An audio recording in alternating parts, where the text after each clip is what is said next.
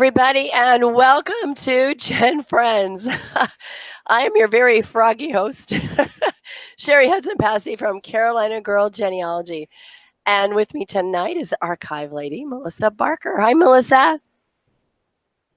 Hello, how are you? I'm a little, I got a cold or something, a summer cold. And so I've been sneezing and coughing and sound like a frog, but I feel fine. I just hope you want to talk a That's lot good. tonight because I don't know if anybody can understand what I'm Yeah, saying. So we'll get anyway, through it. We'll get through it. we'll get through it. Our topic tonight is family reunions. We thought it would be fun to talk about ideas for family reunions because it's that time of year. I just less than a month ago, my family just had one. We have one every 2 years because there's too many of us to expect everybody to be able to get together once a year. So every 2 years, we all get together. And I thought, well, we should talk about family reunions and what works and ideas that people have. And I would like for our viewers to leave comments on ideas that you have for your family reunions. We would love to hear what you have to say about it. So, Melissa, I'm going to turn some time over to you because I know you've got something very special about family reunions you'd like to talk to us about. Well, family reunions are something that I actually have never had. You've never had one. I take that back. We had one in 1977. But before that, we haven't had any. And since that, we haven't had any. Before that, and during that time, my father was in the Air Force. So we didn't live near family. I've never lived near family. Me either. And so we didn't. In 1977, actually, and that's how we ended up in Tennessee, because we were actually stationed in Oklahoma. Okay. For 7 years. Okay. And so my aunt, who lives in Tennessee, decided, let's get the family together. And so we did at a state park here near where I live. And we had a family reunion sort of in 1977. And my parents enjoyed the area so much that's how come when he retired, we moved to this area. That's how we ended up here. Oh, that's so cool. But it's interesting that if you're like me and you're like, family reunions, we just don't really have family reunions in my family. Talk to the older people in your family, because something interesting that happened to me was several years ago. My cousin was getting married, so all the family kind of trekked up to Ohio, Akron, Ohio, where she was getting married. And on one of the days before the wedding, my dad and my brother and I went driving around the neighborhoods where he grew up, and we saw the schools where he went to and things like that. And we were driving, and all of a sudden he points out a house and he says, that was Grandma Y's house. I said, oh, great. And he says, yeah, that's where all the family reunions were. And I said, what family reunions? I've never heard of family reunions. And he said, oh, we had them every single year until she died. Wow. And that's when I realized, as a genealogist, that things happen in our ancestry that because someone keeps it going. Mm-hmm. And then when they're no longer there, they stop. Exactly. And family reunions are like that. And so if you don't have them in your family, maybe check into that they used to have them. And then their grandmother passed away or the aunt passed away who used to always organize them. And that's why they stopped. Right. I've had that happen in my very own family on my dad's side. He had a cousin, and I was so jealous because every other year they'd have this Baker family reunion. And I finally moved out here. And guess what? They had one, and then it just petered out because that cousin started having health problems. He couldn't do it anymore. He tried to turn over to his son, who wasn't all that gung-ho. So that one just kind of fizzled out.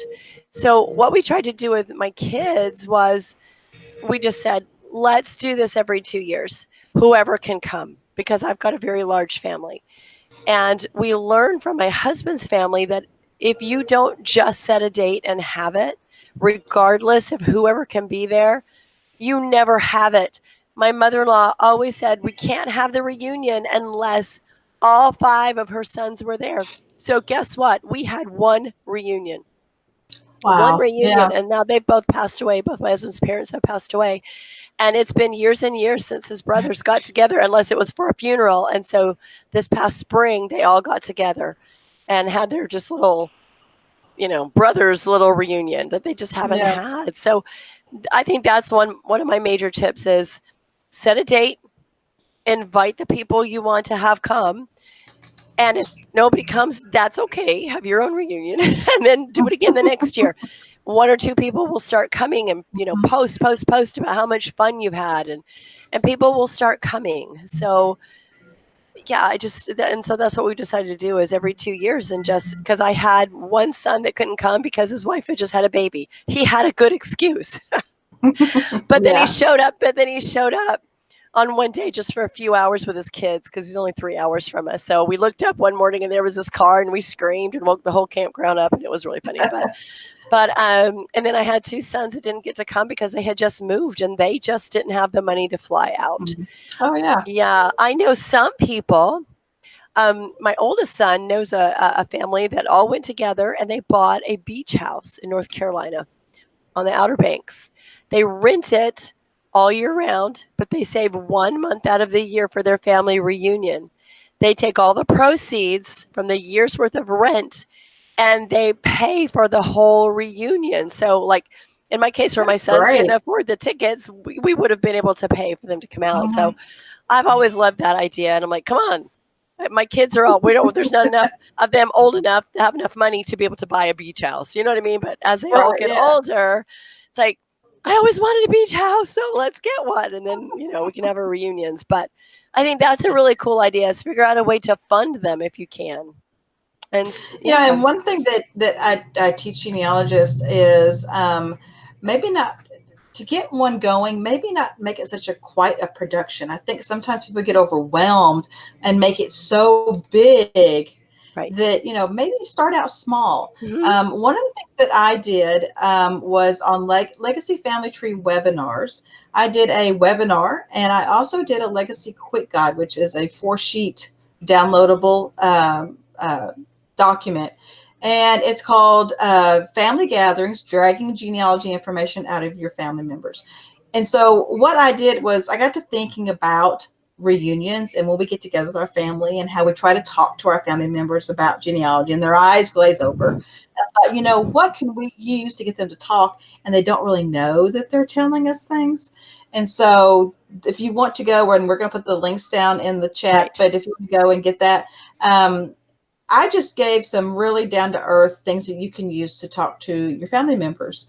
And, one of them that I use is photographs. Bring the Mm-hmm. photographs with you when you go to your family reunion, or even if you're just having a family dinner, like a Right. Father's Day or a birthday. I mean, you don't have to wait for the big family reunion. When you get together for any reason, maybe you're going to get together because it is a funeral. Bring your photographs. Exactly. Yes, exactly. Right.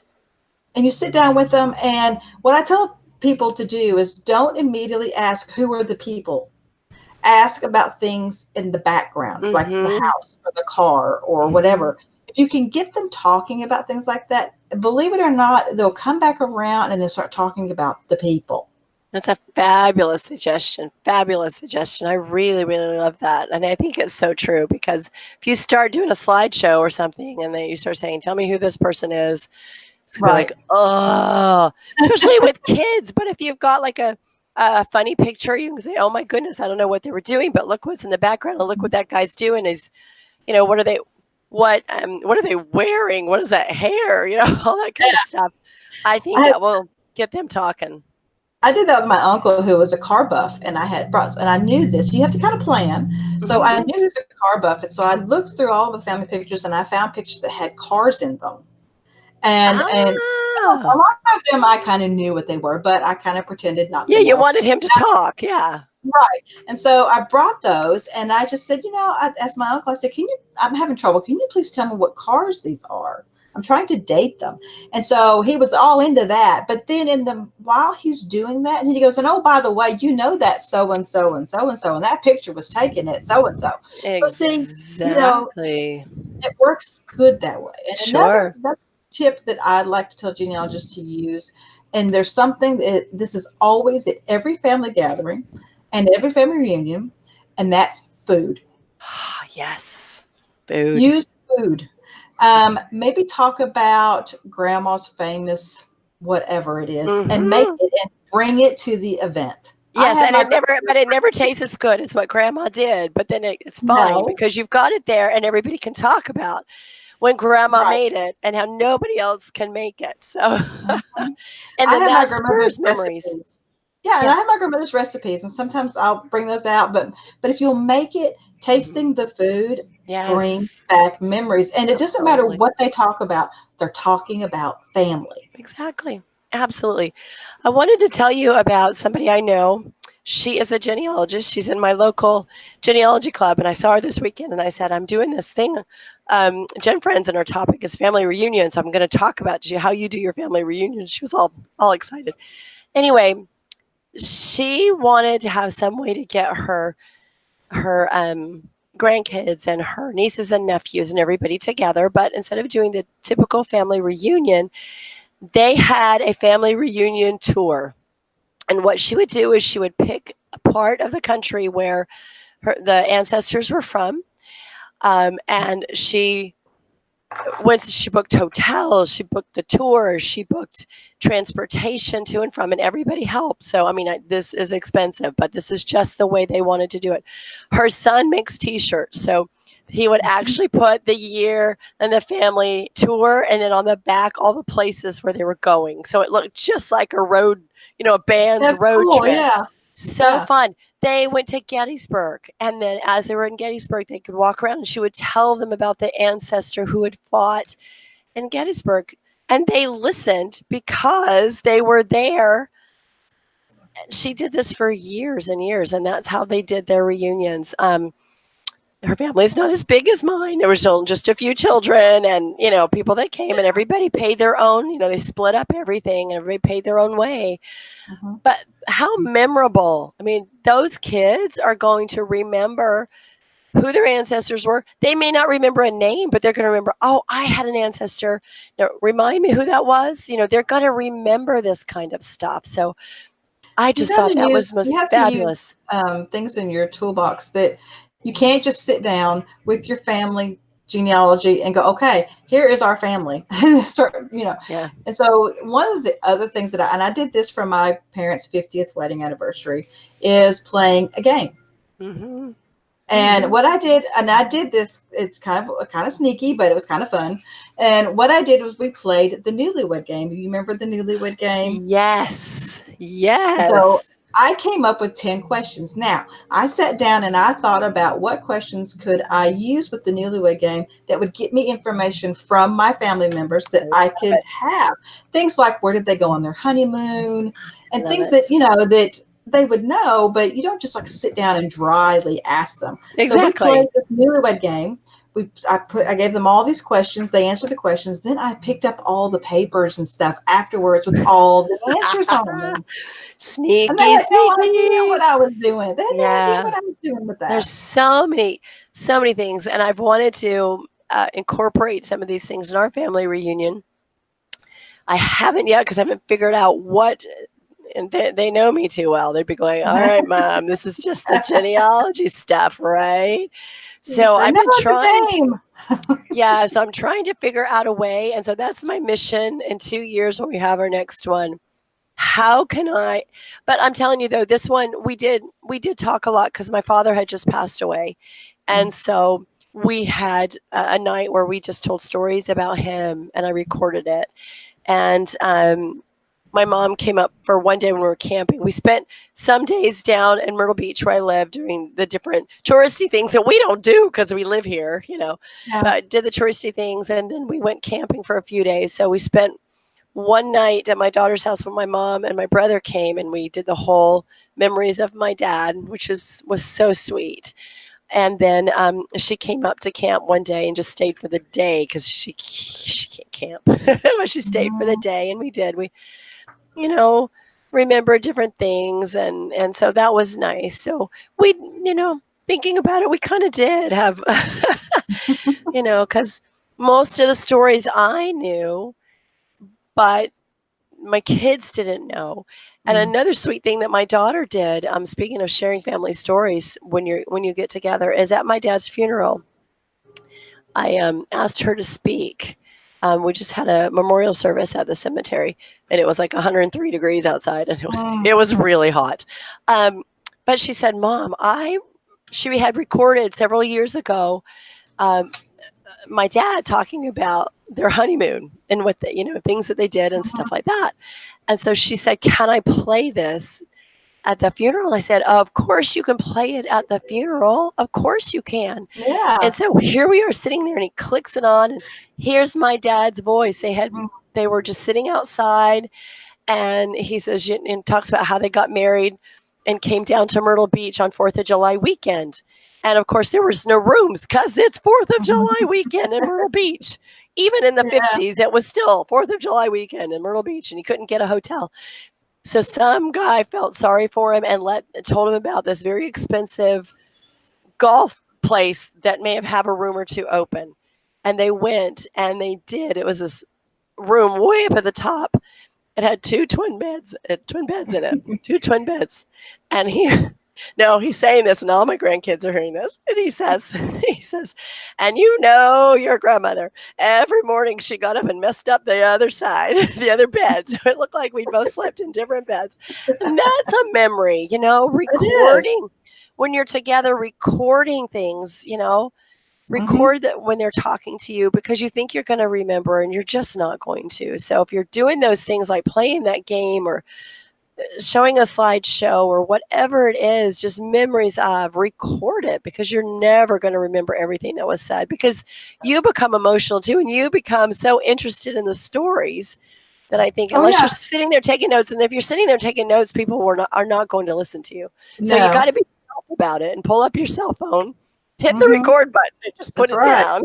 Well, So, that's always a great thing too. Like when you're showing those photographs, or if you're doing a slideshow, or maybe you're pulled out those 8mm home movies, and as you're showing it, like you said, record them watching it, because they're going to make comments and see things and notice things that maybe you can't get written down, but you'll have it recorded. And exactly. so that's always a good idea. And, another thing too is that, like we talked about, many times people who don't have family reunions, maybe they aren't able to get with family. They live too far away. Mm-hmm. And so, maybe you can't have a family reunion, but during the year you can do things. And Sure. one thing I did one year that was very successful, I didn't think that it would be, but I had photographs of my family, and starting on January 1st, I had email addresses for my aunts and uncles and everyone that, believe it or not, they all had email addresses, and they actually checked their emails. And I would send them one photograph each day. And I did this for the entire year, 365 days of the year. I sent them one photograph, and I said, tell me who, what, when, where, whatever you know about this photograph. Wow. And I did that for 1 year. I didn't do it for any more than that. I didn't do it for any more than that. But that gets your family engaged. They have, it's not on the spot kind of thing, like person to person. If it's in an email, they can take time. To think about it. Exactly. Right. Love that. And when I got done with that, I stopped. I did it for 1 year. I said, I can't do it for any more than 1 year. I can't keep up, to do that. They kept saying, we need to do that some more. I want to see some more pictures. I really enjoyed doing this. And these aren't genealogy people. Mm-hmm. And so another thing is to do a newsletter, like not one of those family newsletters where, it's kind of dry or whatever, but, you can contact and be in contact with your family. We do it on Facebook. We do it on Twitter. We text. Why not make it an active thing, but make it to where it's not just you shoving genealogy down their throat. Exactly. But it's something fun that they can also be a part of. My kids have of course, my husband and I are on it too, but it's a group text chat. Mm-hmm. And every once in a while, they'll find an old picture, and it's so fun to watch them all get on and start saying, oh my gosh, I remember that. And they just put one on last night. One of my older boys had found a picture, and he was saying, look down at the corner. Do you remember this toy? And so everybody was zooming down, and they're all going, oh my gosh, I remember that toy. And so it was amazing to listen to them. So I'm thinking, I'd like to do that for them for a whole year, as some of their pictures when they were little, and start and get their memories. How fun would that be to collect their memories of photos when they were a kid? That'd be great. And you know what I have found? I've learned from, I'm only one of two children in my family. I have an older brother who's 6 years older than me, but I have learned that everyone sees different things. Yes. When I was sitting out those photographs, I Absolutely. thought I would get a lot of the same stuff. I Mhm. was amazed. Someone would say something about the house in the background, or they would say something about the car in the background, or what someone was wearing. They may not know who it was, but they said, that suit was from the 1952, whatever, whatever it was, everybody saw something different. And Yeah. so your children would do the same thing. That, Sure. like you said, someone Absolutely. might see a toy, someone might see something else in the photograph. Mhm. So, They saw I they absolutely, had matching pajamas, and they thought that was cute, that was the He-Man year where they got all these figures from He-Man, and so the boys were just all into that picture, and the girls were like, "Oh, for heaven's sake." But anyway, so I think but, that's a but fabulous you idea. can't. But that's the thing too that I like to give everybody options. If you can't get together and have a Mhm. family reunion, everyone coming together. I understand it takes money, it takes Yes. time, people have Yes. to work.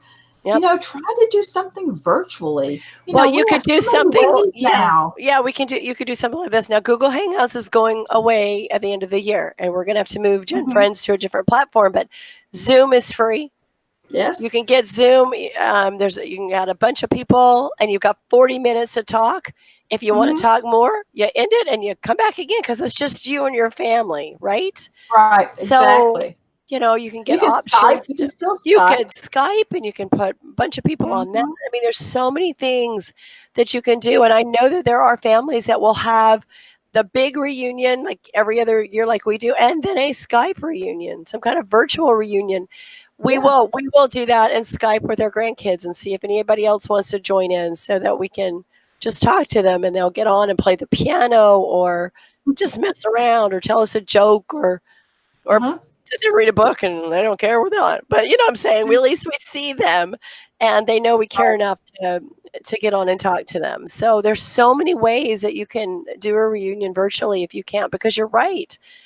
Families are not, they're spread out. They didn't used to be so spread out. Everybody lived in the same Yes. place forever and they could get together or at least just another state away or something. But now people are spread out not only, all over our country, but into other countries. Work takes them, abroad and you just can't get back for it. So virtual reunions, if you can't do it any other way, then virtually is a fabulous way. At least they're seeing you and you're talking and it's not just, well, I remember 10 years ago when we got together. And it's not just the last time I saw you was at a funeral. Yes.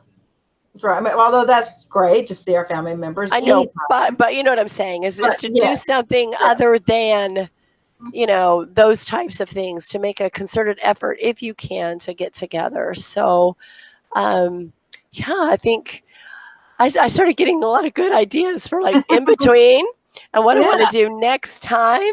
And yeah, so do you have any other last tips that you would like to share with everybody about family reunions?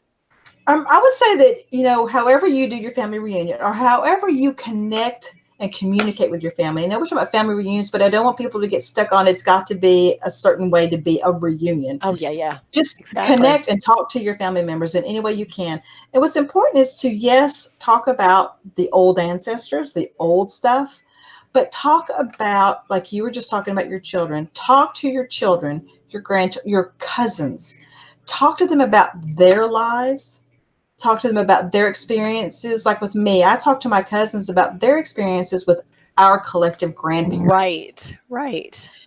Talk to the people today about their experiences, because you know what, when we're all gone, if you've recorded all of that, Hmm. it goes to the descendants. How wonderful it have been if your third great grandfather and Gosh. grandmother would have written down all the stuff when they talked to their brothers and sisters and their Oh, cousins and all this stuff at the time.